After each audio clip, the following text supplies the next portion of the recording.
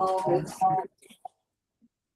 workshop open, 511, and really happy. Call to establish a quorum where Sandy Cargill present finally. Councilmember David Sharon.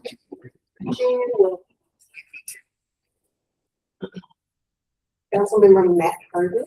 Here. Herder. All right. Councilmember Bill McKee. Here. Councilmember Rodney Drillkill.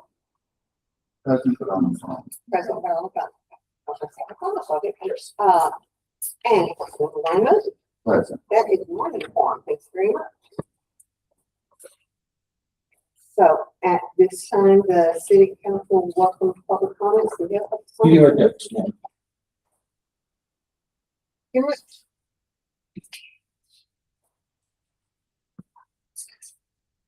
Good afternoon. The agenda for tonight's workshop once again today. I spoke to you on April 2nd, finding out that you're allowing probably 3 minutes to comment at the beginning of the meeting on the agenda item. That's no description of the issue. We did not know what the subject was in order to prepare our comments. Tonight's agenda is still 2 minutes. Again, we get our 3 minutes. This time we can speak about project ignition. I have no idea what project ignition is. To my knowledge, that term has not been discussed in the previous city council. You know that it is an economic development project, and I firmly believe Blanco should embrace controlled development. Therefore, I applaud you for discussing this project in open session. However, the vagueness is disturbing. Open Meetings Act authorizes a member of the public, I quote, to address the body regarding the item at the meeting before or during the body's consideration of the item. I certainly hope that you will allow members of the public to enter into the discussion of project ignition during the discussion item on the agenda. I once again urge you to be clearer in your agenda items. A very brief description of the item will help the public prepare for these meetings. The Open Meetings Act is intended to ensure the public has information, not to restrict information. As you merely describe project ignition as a residential development, business park, a retail center, or an entertainment center, a manufacturing facility, etc., you could have given us something to comment on. Please allow the public to enter into the discussion during the body's consideration of this item. Again, I will say that this is a workshop, and yes, you will be able to speak, and that is why, I mean, that's what we're all doing. We're all finding out what project ignition is, because you know as much as I do. Okay. So with that, project ignition, clear.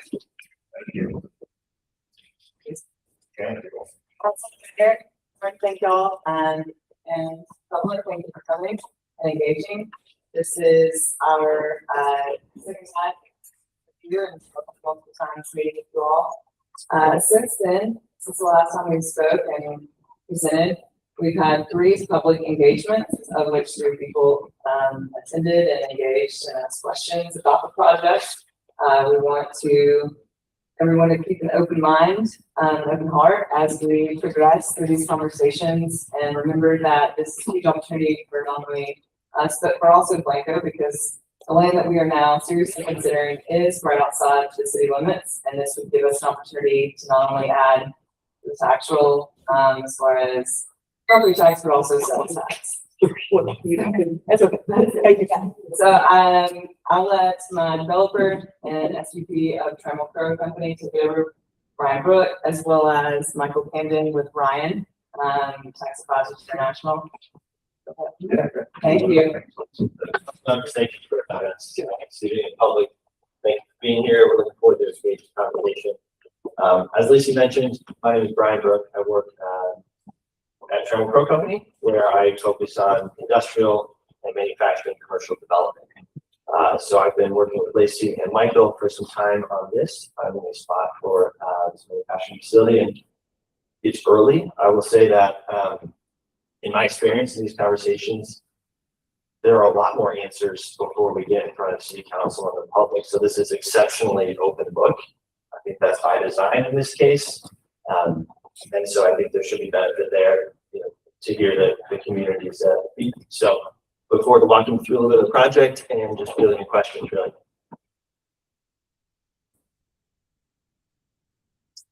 So I believe you may have heard this before, but Flame Built is a full service architectural metals manufacturing. Flame Built partners with developers, general contractors, large scale end users, and architecture and design community for data center, multifamily, and educational projects. Slide, please. Like I mentioned, Flame Built provides miscellaneous metals packages, which is just a term for the metal you see there, railings, stairs, structures for structural support for data centers or manufacturing facilities. Flame Built does not build data centers, nor is a data center, but provides an input to commercial properties of all types, specifically educational, multifamily, and increasingly data center.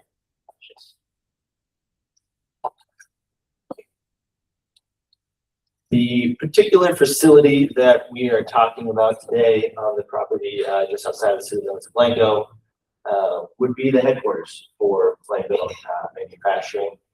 These are some simple, I mean, these are inspo decks. This is a Pinterest board of ideas and how this project could look. It should be an exceptionally engaging project for employees, and I expect it to look much better than the stuff I usually get to work on, which is very basic to all concrete buildings. There's a lot more design to this one given the nature of the business.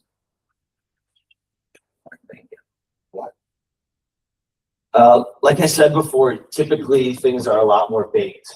We have a lot more answers before we come to city council, but in the spirit of openness, this is a very early idea of where on the site a facility may go. A lot of that is driven by the topography of the site. The low point gets towards the east side, and this is our first pass at trying to indicate where a building might be positioned and really how much space it takes up of the 260 acres. Excuse me, the building is in the gray area? And the building is this pink Oh, the pink area. This is a pond. There's an existing pond here. There's city park here. This is some secure laydown yard for materials, and then an access drive with one access point here, one access point there. Or 32, 2. This is 32. I was gonna say that's an access off 30, off 281. This is right here. Again, we had not spoken with text out about it. Right, but there's, I expect 2 access points somewhere along the lines, however it works for text out, community, and so on and so forth. But yes, this is Rancho 32, and then this comes up towards. Brian, can you point out where the potential water tower would be? So this is a water tower, and this we'll get into that discussion in terms of the public infrastructure that is associated with this project. But there is a water tower here at the high point to serve the product community. Sorry, how many acres did you say again? To roughly 260 acres here, and this is a 250,000 square foot building. In my experience, I would typically put a 250,000 square foot building on 40 acres, 40 to 50 acres. So this is exceptionally low coverage in terms of leaving green space. So are you, like devoted to making that green space, or is it like space later? Well, I don't have the answer. It's very much a conversation with the city. I think there's enough space for both. I would expect something like this, topography willing. There could be expansion here or potentially here, but the idea is this could be other use. It's really early to say on the site plan. When you pointed out the city park, what park is that? Yeah, that does not exist yet. Yes, sir. Yeah, I mean, Yes, please. Do you have control of the site? Not yet.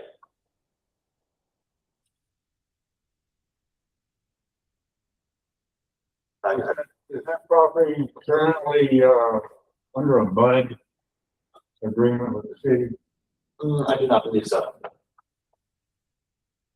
Council member, we might be talking about was in 2021, this council or previous council had approved a consent to MUD.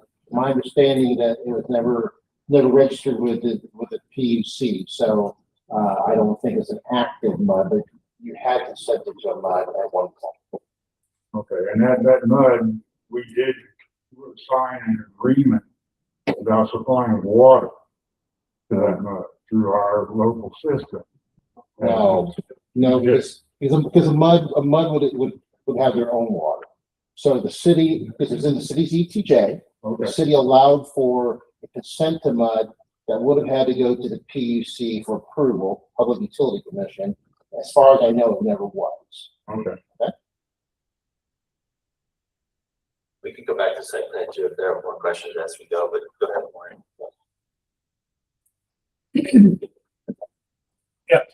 So my name is Michael Camden. I'm with Ryan LLC. I'm out of our Austin office. We're a tax advisory firm. I sit in the site selection group. And so for the most part, I help companies identify sites that would be ideal for their operation, but also to look at economic development tools that could be available to them. And our firm does do economic development analysis as well. I want to cover benefits of what this project could provide locally. We're thinking about 200 direct jobs and about 125,000 in median compensation. We'd really like to try to partner with the local school district on either internships or trade scholarships to try to keep students here until they finish high school. The utility infrastructure piece, I'm going to talk more about that in the next slide. But what this does do is, again, the project is sitting outside of the city limits. So unless it is annexed into the city can't apply a sales tax. They can't apply a property tax. And if the property were annexed, which is one thing that we do want to take place, it gives you another taxpayer, a large taxpayer. Roughly on $140 million project, you're looking at probably 600, 700,000 annually into the city. Close to the same to the county, probably 1.2 million annually to the school district. So it's a large tax provider, and that's just in property taxes.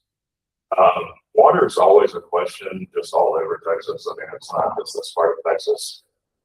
But we did speak with an engineer. We talked about rainwater collection.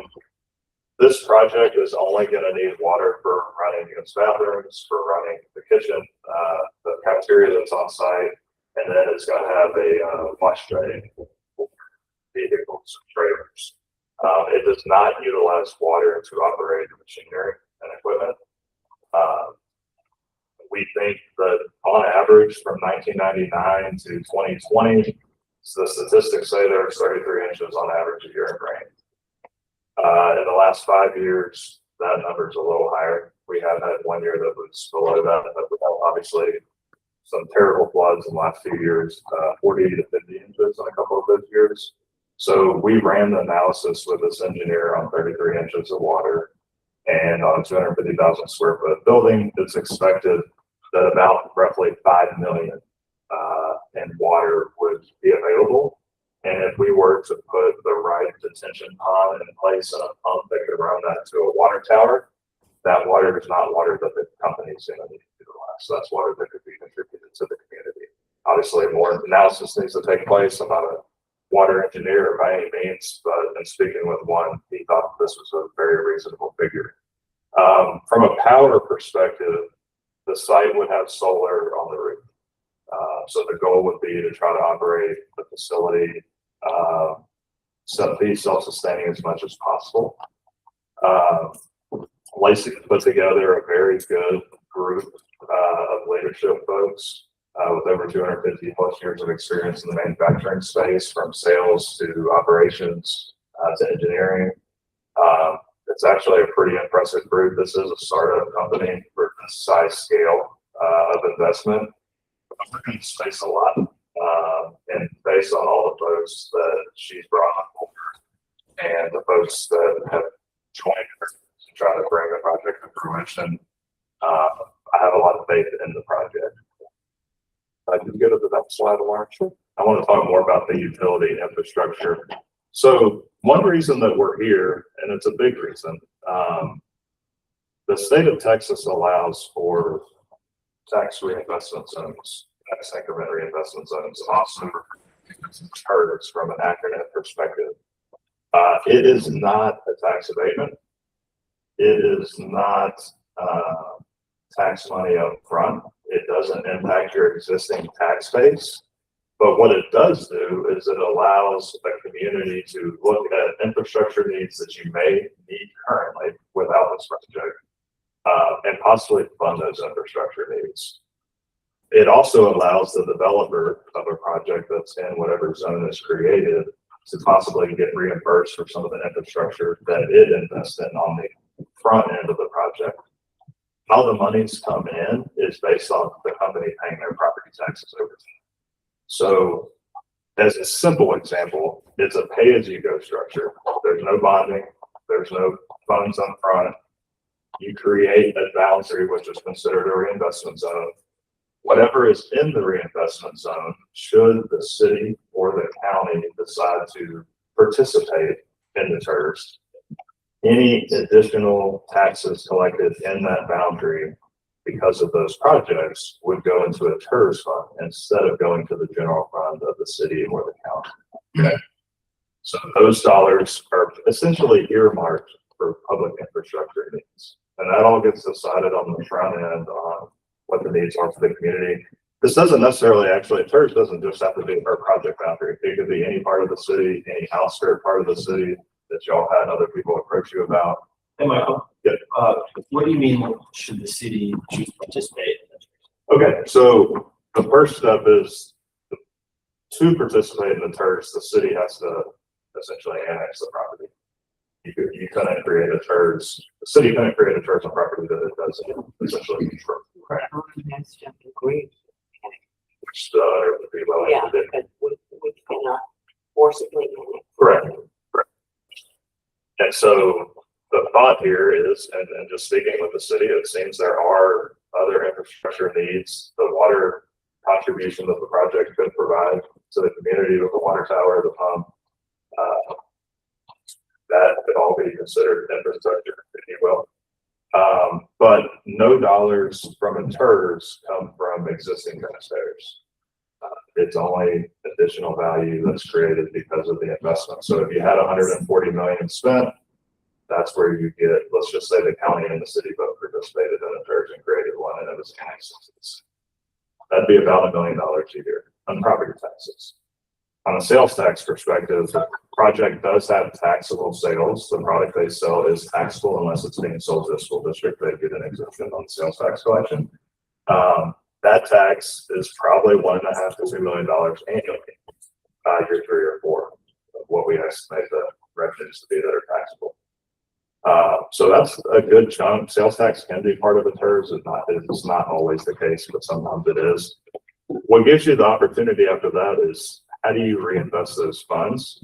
Yes, as the developer of the project, we would look to try to recoup some of that out of grant. We would front the money on the front end.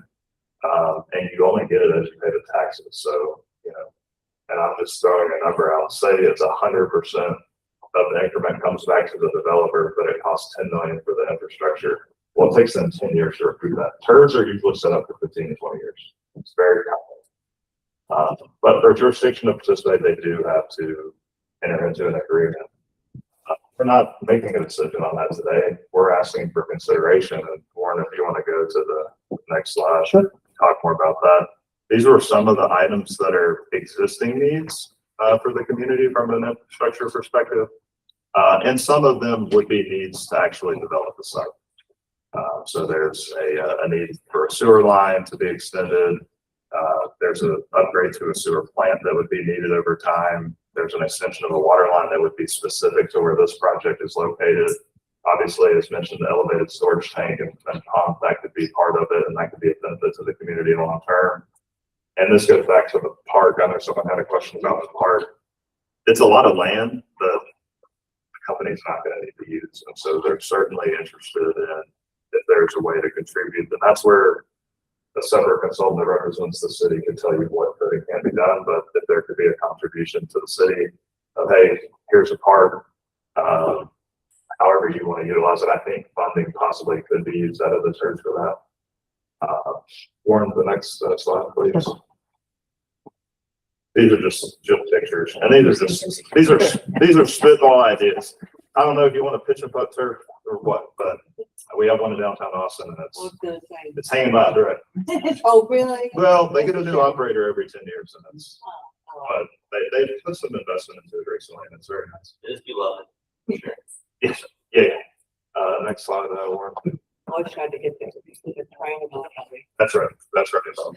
And I work all over the country, and I go to all different sized communities, and I know that a lot of times when economic development is mentioned or the word incentive is mentioned, that people's eyes kind of jump, their ears maybe perk up, and you start to think of whatever you've heard about before, or if anyone posts something on social media, that's immediately you start making your head starts thinking, right? You start turning away on what they said.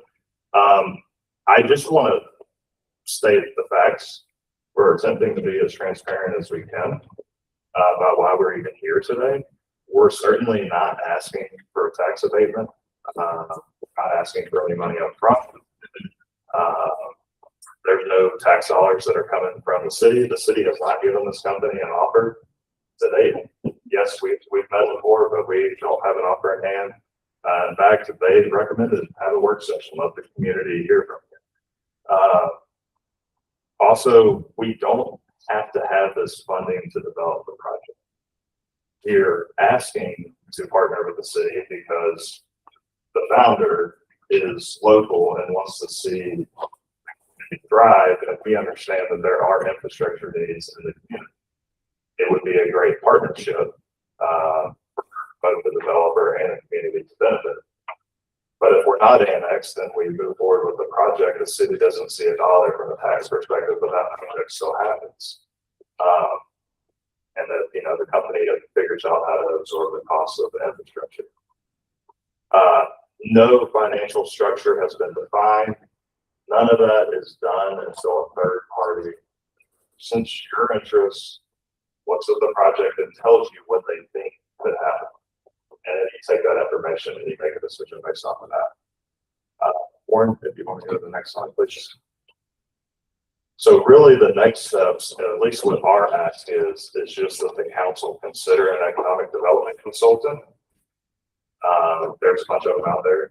They represent municipalities every day. This is their job. They're experts in how affairs works in Texas. If that's approved, the developer will fund into a city-held escrow account, which is pretty common for first consultants to do in their agreements because sometimes the city might not want to pony up $25,000, $30,000.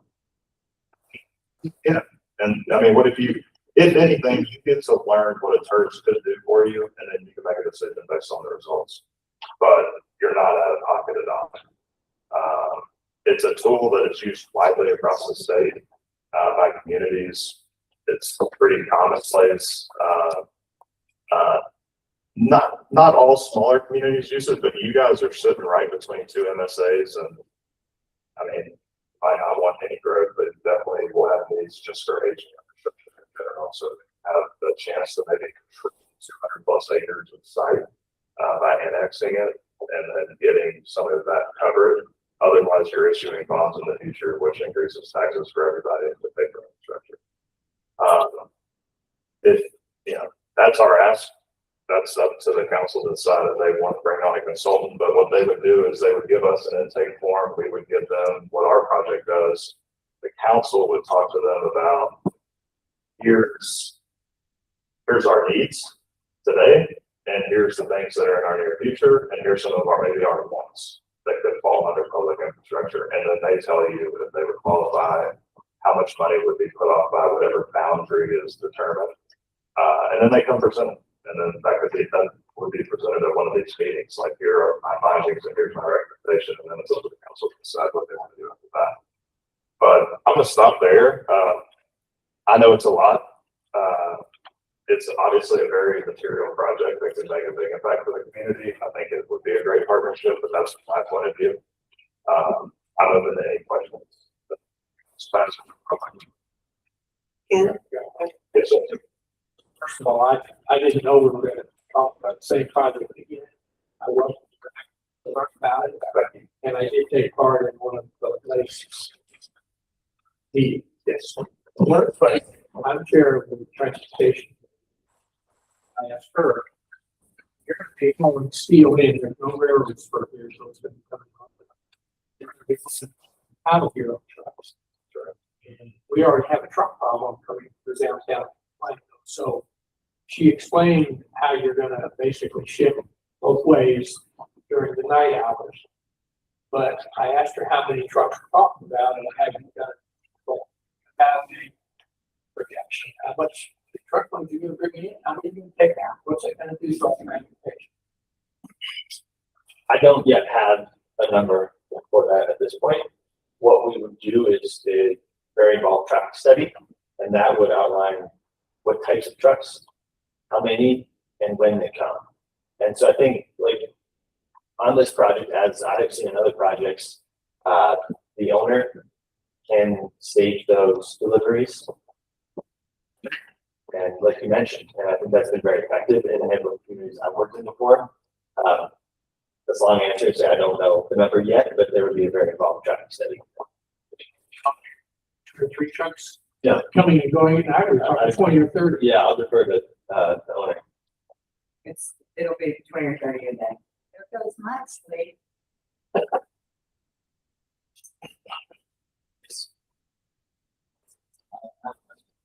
This is So I to give your ideas. Talk about you're gonna have a pregnant woman. You're gonna put that on. What do you need to say? I don't understand what say yourself the task. I mean, are you just being generous to the city here? I mean, right now it seems CJ could probably maneuver that. You can come in with your money, build your circuit, buy the land, put your building up, and start your business. It's not in the city limits right now. What do you need to see for? There's Well, plenty and, of time. yeah, well, we can recoup some of that development costs on infrastructure.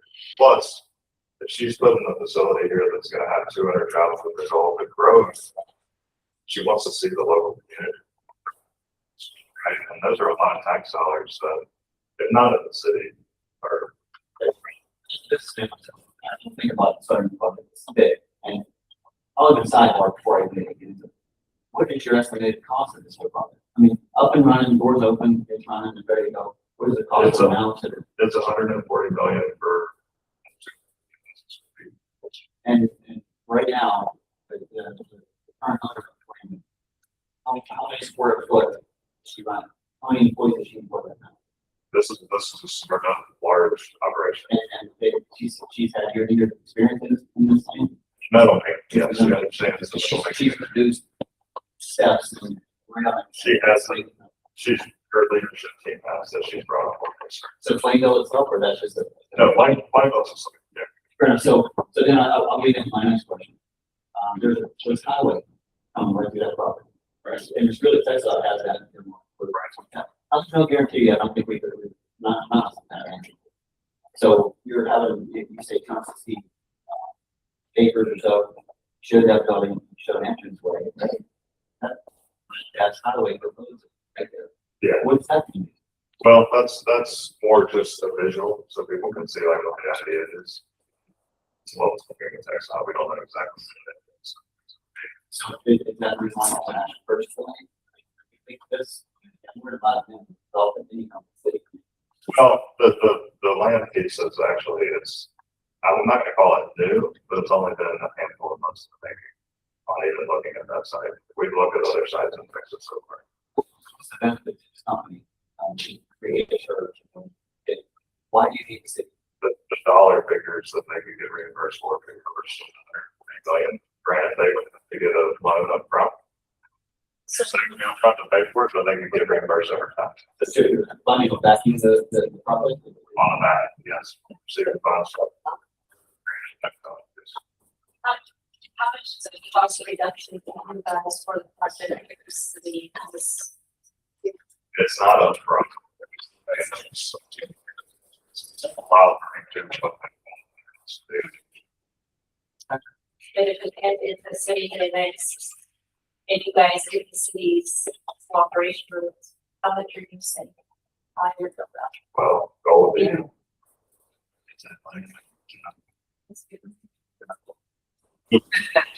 Yeah, that we're paying. This is your, your operating costs. And it's bonding that the city doesn't have to subject the current costs. It's very good. Under 40, how much of that is already? 140. Yeah.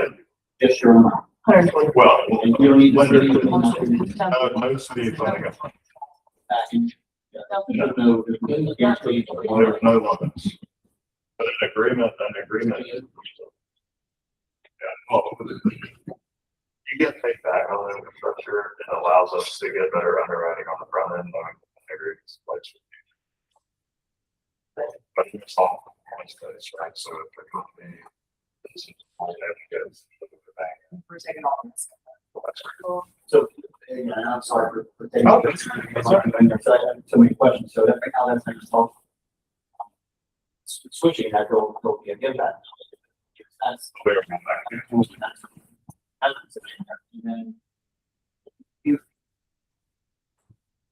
You're gonna go from, you said you're gonna have your own parking, so you can say you want. So the green say you want. Well, You guys are part of that. You're asking, I guess ultimately what I'm asking, what are you asking the city to do to make this work? Why are you asking the city? yeah, even better. But we've already got the common. Yeah, but you want to lower your total.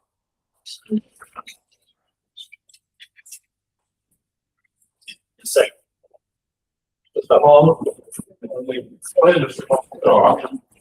Mister, is that? Hang on, Elder. I want to keep the confidential, so I know the nature of your seating situation. That's not even right. So I'll just, Can I ask if any of the infrastructure?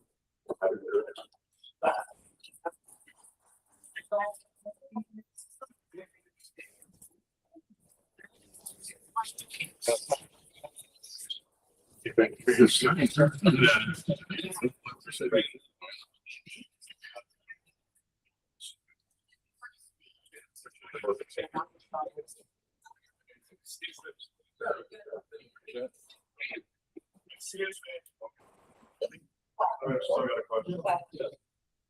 Can any of the infrastructure improvements that would be within the FERS and paid for by the FERS be oversized, I guess, in such a way that other parts of the city or other developments could participate or utilize any of those improvements? You could, from a planning purpose, it should be done that way.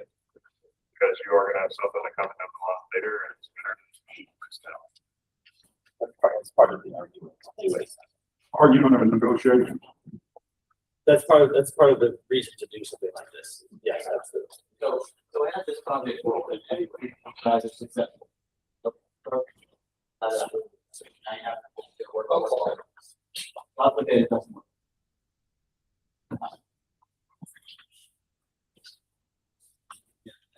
But it's the city, so now it's Anderson's. Sorry, paid for it. Well, that's all I'm asking about. Paid for, what does the city work? And it reverts back into the city, and then it still just occurs in the city. I mean,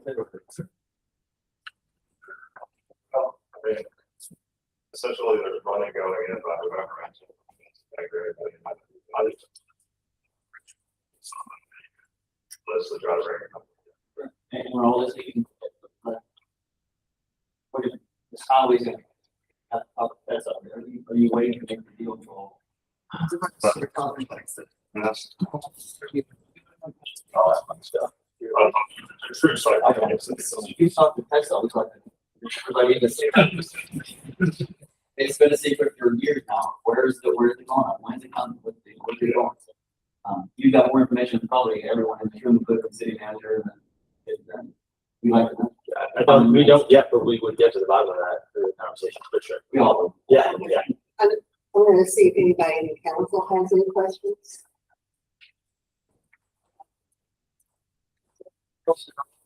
First, you never mentioned anything about a quote, TERS board.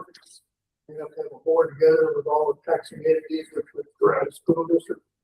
How much you have to get together and find out how much money is allocated to each one of them. So, usually the TERS board is made up of different jurisdictions that participate in TERS, which in this case would probably be the Alliance City. The school districts, they can't participate in the TERS in Texas. Their dollars would 100% go to them. Like, yes, It depends if they're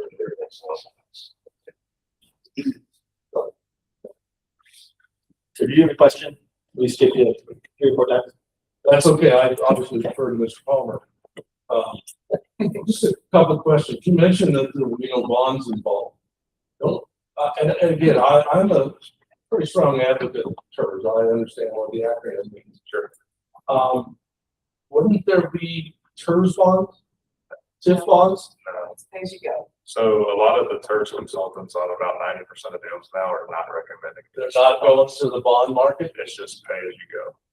Now that allows her to take an agreement to her lender, and they see that, okay, you're gonna get back some of your tax dollars, so I can underwrite your, right? And, okay, I guess along those, I'm more familiar with the traditional TERS bond. That's how they used to, yeah. Yeah, well, I'm old. And like Kansas still does STAR bonds for the sales And tax. So like Texas still has a lot of TERS bonds out there as well. they'll do that for like, think of college stadium.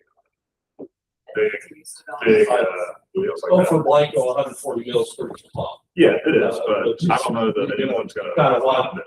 And I'm not trying to be adversarial, I'm an advocate. Sure. Not necessarily this TERS, but TERS in general. Yeah.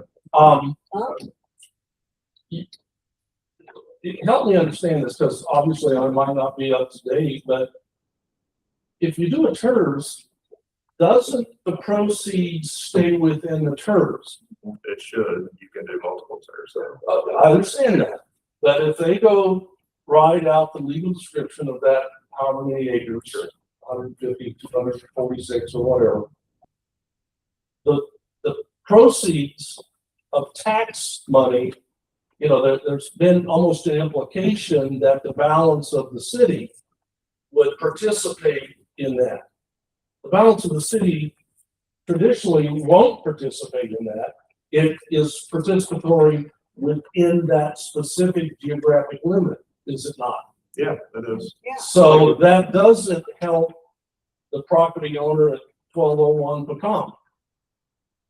Michael, it's my understanding the TERS zone can be much larger than this specific property. There's no debate there, right. but whatever the geographic boundary of the TERS is, that is That's where it stays. That's correct. And that's Okay. why, So I just want to make the point, perhaps some of the council members would understand the point that I'm trying to make, because I'm not very articulate. But that's not going to offset property taxes at 1201 Pecan unless 1201 Pecan is inside that TERS. I didn't think anyone say that. Well, they intimated that all this property tax money would be coming into the city. It would be coming into the TERS district within the city. Right. Sure. Big distinction. Until that TERS expires. Right, And which you could be 10, 15, 20 And you years can still or use- longer. Yeah, and you can still use that infrastructure, so water storage, pumps, pipes. But within that time period, that 10, 15, 20, 30 even, some of those bonds I'm told are Sure. out 30 The years. bond's gonna be long, yeah. Or the payback. Sure. I'll use your word, the payback. We can't do that, start working out. Well, I just want to make sure the council is aware that that's not gonna offset costs outside the TERS. Now, you're looking for 250 employees. It will, I'm going to that, it will offset if it's not 100% TERS. So if there's an additional, say the TERS only covers 80% of our property taxes refundable and that other 20. So will the go into the increment general you're fund. describing, the I of the acronym, you could throw off 20%, and it could go to the general And fund. that's in the participation agreement. I've doesn't have to be. been involved in a couple of those over the years. Yeah. It's negotiable. Yeah. Yeah, but I just, And also. but by definition, how it's they not do in with here. their outreach. That's the point. By definition, it's not in here. What about any kind of if but for clause? I think I heard one of you state that you really didn't need help from the city. We'd have to go find the funding, sure. But is there, and I defer that to your attorney, is there an if but for clause to get TERS? There is an if but for clause for a traditional chapter 312. Correct. At least that's my understanding. I'm not sure I'm as well versed as I once was. But is there for a TERS? Not for returns. There's for 12 is 311 is Lacy, do you have any closing remarks? Because I just, we're gonna get. I get that, I just kind of wanted to bring that to the line of Republican This to the does council. not have to be the last workshop. You can have more questions. Oh, I have one more question. Yeah, y'all have any closing remarks? We certainly appreciate that. Yes, thank you all so Yeah, much. just thank you for your time. I'm happy to add it out of the point. It's just an idea on considering a TERS consultant, even if this project isn't what you're looking for. You know, it's not. Thank you very much.